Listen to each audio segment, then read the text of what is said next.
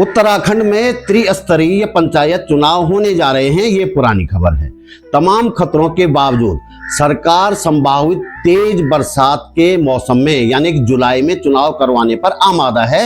ये भी अब कोई खबर नहीं रही। खबर नहीं बल्कि जिज्ञासा ये है कि जो तमाम एकमात्र कर्मठ, सुयोग्य और सुशिक्षित उम्मीदवार चुनाव मैदान में हैं, उनमें से कितनों को जानकारी है संविधान की 11वीं अनुसूची के बारे में, जिसमें पंचायतों के कार्यों का उल्लेख है। कितनों को पता है पंचायत राज अधिनियम के बारे में, और कितनों को पता है कि पंचायतों में महिलाओं को आरक्षण देने के पीछे क्या भावना थी। इन चुनावों में जो सबसे बुरी बात है, जो नहीं होनी चाहिए लेकिन खुले आम हो रही है, उसे भी हम जानेंगे। यह सब जानना जरूरी है उम्मीदवारों को भी और मतदाताओं को भी। वीडियो बहुत जरूरी है, अंत तक देखने की गुजारिश है। आप वीडियो पूरा नहीं देखते, बीच में बंद कर देते हैं तो YouTube इसे बाकी लोगों के पास नहीं भेजता और मेरी मेहनत बेकार चली जाती है।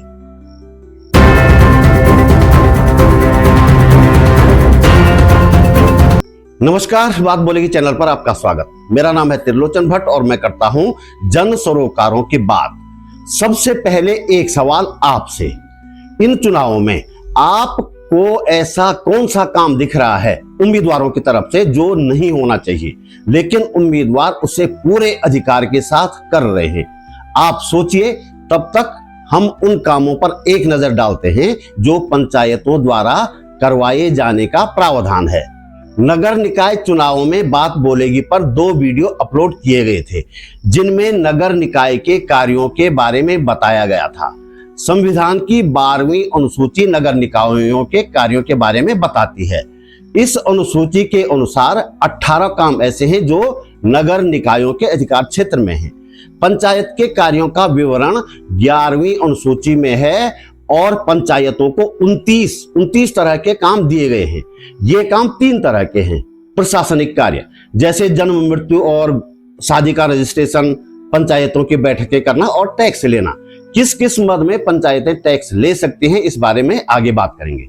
दूसरे नंबर पर आते हैं विकास कार्य, मसलन सड़क बनाना, पुल बनाना, नालियों का निर्माण करना, पेयजल की व्यवस्था, शिक्षा, स्वास्थ्य की व्यवस्था और मनरेगा, आवास योजना जैसी योजनाओं का कार्यान्वयन करना।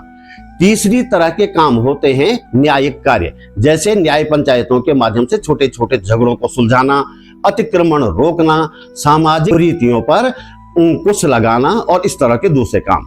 इसके साथ ही सार्वजनिक संपत्तियों जैसे चौपाल है, तालाब है, शमशान घाट है, इनकी देखरेख करना, कब्रिस्तान है, इनकी देखरेख करना, ग्राम विकास की योजनाएं बनाना, जरूरतमंदों को सरकारी योजनाओं का लाभ दिलवाना, आपदा राहत में सहयोग देना, ये काम भी पंचायतों के अधीन है, पंचायतों का कर्तव्य है।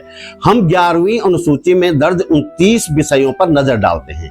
उम्मीदवारों और मतदाताओं को इन कामों की जानकारी होगी तभी गांवों का विकास होगा, वरना जैसा चलता रहा है वैसा आगे भी चलता रहेगा, कोई पूछने वाला नहीं है। ये काम है कृषि विस्तार, भूमि सुधार, पशुपालन और डेयरी और मुर्गी पालन, मत्स्य पालन, लघु सिंचाई, जल प्रबंधन और वाटरशेड विकास, सामाजिक वानिकी और कृषि वानिकी, लघु उद्योग और खाद्य प्रसंस्करण उद्योग, लघु वनों की उपज, पीने के लिए सुरक्षित पानी, खादी, ग्राम एवं कुटीर उद्योग, ग्रामीण आवास, ईंधन और चारा, ग्रामीण विद्युतीकरण, सब ग्राम पंचायतों के काम है। सड़क, पुलिया, पुल, घाट और जल मार्ग जो पानी के रास्ते हैं उनका निर्माण करना, प्राथमिक और माध्यमिक विद्यालयों का प्रबंधन करना, ऊर्जा के गैर पारंपरिक स्रोत, तकनीकी प्रशिक्षण एवं व्यावसायिक शिक्षा, प्रौढ़ शिक्षा और अनौपचारिक शिक्षा, सार्वजनिक वितरण प्रणाली, सामुदायिक परिसंपत्तियों का रखरखाव, अनुसूचित जाति और अनुसूचित जनजाति के कमजोर वर्गों का कल्याण, विशेष जरूरत वाले जिन्हें हम दिव्यांग कहते हैं और मानसिक रूप से कमजोर लोगों का कल्याण करना, परिवार कल्याण, महिला और बाल विकास, बाजार और मेले, स्वास्थ्य और स्वच्छता, सांस्कृतिक गतिविधियां, पुस्तकालय भी ग्राम पंचायतों में बनाए जाने चाहिए, गरीबी उन्मूलन कार्यक्रम। अब आप देखिए इनमें से कितने काम हैं जो सरकार ने पंचायतों के हवाले कर रखे हैं। आप अपने गांव में ही ये सब देख सकते हैं।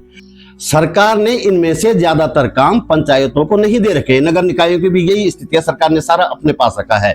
वजह यह है कि सरकार जानती है कि लोगों को इन कामों के बारे में जानकारी नहीं है।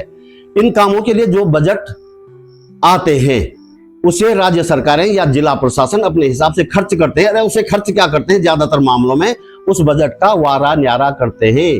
पंचायतों के हिस्से में बमुश्किल 2-4 परिवारों के लिए शौचालय आता है और सड़क किनारे बैठने के लिए एक बेंच आता है। बेंच भी ऐसा सस्ते किस्म का लगाया जाता है जो कुछ ही महीनों में टूट जाता है।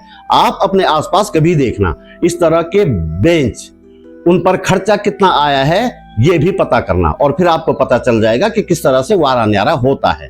पंचायतों के इन तमाम कामों को देखकर आपके मन में एक सवाल जरूर आ रहा होगा कि इन सभी कामों के लिए पंचायतों के पास पैसा कहां से आता है, कौन देता है उसे पैसे। पंचायती राज अधिनियम में इसकी भी व्यवस्था की गई है कि बजट पंचायतों को कहां से दिया जाएगा। पंचायतों को पैसा मिलने की पहली मद है केंद्र सरकार से मिलने वाला अनुदान। ये अनुदान केंद्रीय वित्त आयोग की तरफ से पंचायतों को नियमित रूप से मिलता रहता है। राज्य सरकारें भी अपनी तरफ से गांवों को अनुदान देती हैं। दूसरी मद है पंचायतों का अपना राजस्व। जैसे किसी पंचायत के पास पंचायती भवन है, दुकानें हैं, व्यवसाय, हाट बाजार, इन पे पंचायतें टैक्स ले सकती हैं। पंचायती भवन का किराया ये भी पंचायतों के राजस्व का एक स्रोत है। और मनरेगा है, स्वच्छ भारत मिशन है, प्रधानमंत्री ग्रामीण आवास योजना है, जल जीवन मिशन है, इस तरह की योजनाओं के लिए भी पंचायतों को फंड दिया जाता है। पंचायतों के लिए पैसा लाने का एक और माध्यम भी है, लेकिन ये तभी संभव है जब जीतने वाला उम्मीदवार यानी कि चुना गया प्रतिनिधि सचमुच कर्मठ, सुयोग्य और सुशिक्षित हो। वो माध्यम है डोनेशन। तमाम बड़ी कंपनियों को कानूनन CSR फंड देना होता है, यानी कि कंपनियों को जो लाभ होता है उसका एक निर्धारित हिस्सा उन्हें सामाजिक कार्यों के लिए देना ही पड़ता है। यदि आपने किसी समझदार और पढ़े लिखे व्यक्ति को चुना है तो वह गांव के लिए CSR फंड से डोनेशन ला सकता है। लेकिन हम अपना वोट शराब की बोतल और 500 रुपए के नोट में बेचकर अयोग्य व्यक्ति को चुन लेते हैं तो CSR डोनेशन तो छोड़िए साहब, जो सरकारी अनुदान और योजनाओं के लिए जो फंड मिलता है वह भी गांव के विकास के बजाय प्रधान जी के और सचिव साहब के विकास में खर्च होना तय है। संविधान का 73वां संशोधन 1992 में हुआ था, जिसके तहत पंचायतों को संवैधानिक दर्जा और अधिकार दिए गए। उससे पहले पंचायत राज व्यवस्था कैसे चलती थी यह जानना हम सब के लिए इसलिए जरूरी है ताकि हम पंचायतों का महत्व समझ सकें। पंचायतें हमारे देश में 1992 से पहले भी थी, लेकिन संविधान में पंचायतों का कोई जिक्र नहीं था। राज्य सरकारें अपने हिसाब से चाहती तो चुनाव करवा देती थी और राज्य सरकार की इच्छा नहीं होती तो नहीं करवाती थी। पंचायतों का कोई कार्यकाल भी निर्धारित नहीं होता था। गांवों की विकास योजनाएं जिलों से चलती थी या ब्लॉक से चलाई जाती थी। कई राज्यों में पंचायतों के चुनाव सालों साल नहीं होते थे। कहीं कहीं नाम मात्र के चुनाव होते थे या फिर सरकार जो प्रतिनिधि नियुक्त करती थी पंचायतों के लिए वही पंचायत चलाते थे। पंचायतों के पास कोई निश्चित आय के स्रोत भी 1992 से पहले नहीं थे। महिलाओं, अनुसूचित जातियों और जनजातियों के लिए आरक्षण नहीं था, लिहाजा पंचायतों में उनकी भागीदारी ना के बराबर थी। 73वें संशोधन में पंचायतों को संवैधानिक दर्जा मिला, नियमित चुनाव की व्यवस्था मिली, त्रिस्तरीय ढांचा मिला और 11वीं अनुसूची में दर्ज 29 काम भी पंचायतों को मिले। अब वो सवाल जो शुरू में मैंने आपसे पूछा था कि इन चुनावों में कई उम्मीदवार ऐसा कौन सा काम कर रहे हैं जो नहीं करना चाहिए। उम्मीद है आपने इसका सही उत्तर ढूंढ लिया होगा। चलो मैं भी आपको बता देता हूं। देखिए, 73वें संविधान संशोधन के जरिए जब पंचायतों को संवैधानिक दर्जा दिया गया तो अनुसूचित जातियों, अनुसूचित जनजातियों और महिलाओं की भागीदारी सुनिश्चित करने के लिए उन्हें आरक्षण की व्यवस्था की गई। महिलाओं के लिए यह आरक्षण था 33%। बाद में कई राज्यों ने महिलाओं का आरक्षण 33% से बढ़ाकर 50% कर दिया।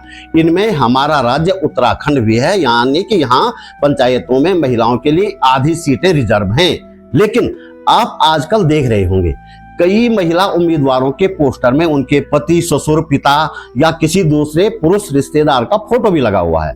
आप जानते हैं कि ये क्या है और क्यों है?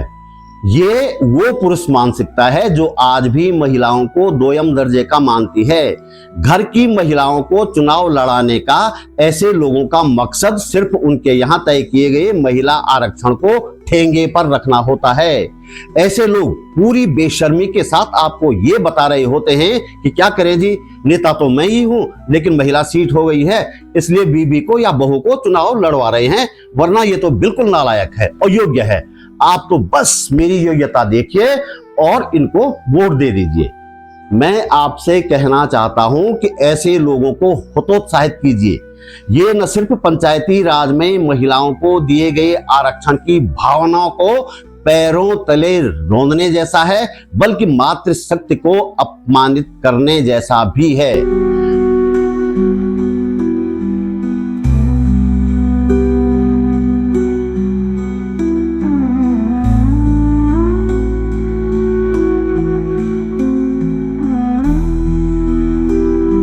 त्रिस्तरीय पंचायतें न सिर्फ गांव के विकास की रीढ़ हैं, बल्कि लोकतंत्र की सबसे मजबूत नींव भी हैं।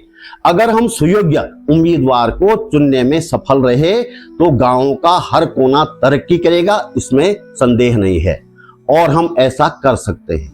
दो उदाहरण हमारे सामने हैं।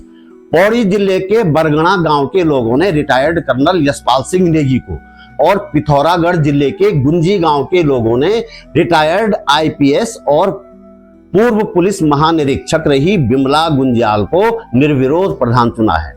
इन दोनों मामलों में कुछ खास बातें हैं। ये दोनों पूर्व अधिकारी अपने पहले वाले रिटायर्डों की तरह देहरादून में जाकर या हल्द्वानी में जाकर नहीं बसे, बल्कि अपने गांव जाकर खेती बाड़ी कर रहे हैं। दोनों को सलाम, और दोनों के गांवों को भी सलाम जिन्होंने उनकी इस बात को समझा, इस भावनाओं को समझा। तो दोस्तों, इस वीडियो में इतना ही। वीडियो खत्म करने से पहले फिर वही अनुरोध, आप महसूस करते हैं कि इस वीडियो को बनाने में मैंने थोड़ी बहुत मेहनत की है और आपको इससे कुछ काम की जानकारी मिली है, तो वीडियो को लाइक करें, इस पर कमेंट करें और हो सके तो शेयर भी करें। पहली बार आप मेरे चैनल पर आए हैं तो चैनल को सब्सक्राइब किए बिना चले मत जाइएगा। मेरा फेसबुक पेज फॉलो करें, बात बोलेगी.com भी देखें। हमारे पास इनकम का कोई जरिया नहीं है, ये आप अच्छी तरह से जानते ही हैं। इसलिए यदि आप समर्थ हैं और चाहते हैं कि यह चैनल आगे भी चलता रहे, तो अपनी जेब खर्च में से एक छोटी सी राशि निकालकर मेरा आर्थिक सहयोग अवश्य करें। आप YouTube पर वीडियो के नीचे ज्वाइन बटन पर जाकर या सुपर थैंक्स पर जाकर मेरा सहयोग कर सकते हैं। डिस्क्रिप्शन में मैंने बैंक डिटेल भी दे दी है। आर्थिक सहयोग देने के लिए मैं डॉक्टर रवि चोपड़ा और पूरन सिंह जी का आभार व्यक्त करता हूं। रवि चोपड़ा जी लगातार मुझे सहयोग करते रहते हैं। जल्दी मिलते हैं एक और मुद्दे के साथ, एक और वीडियो में। नमस्कार।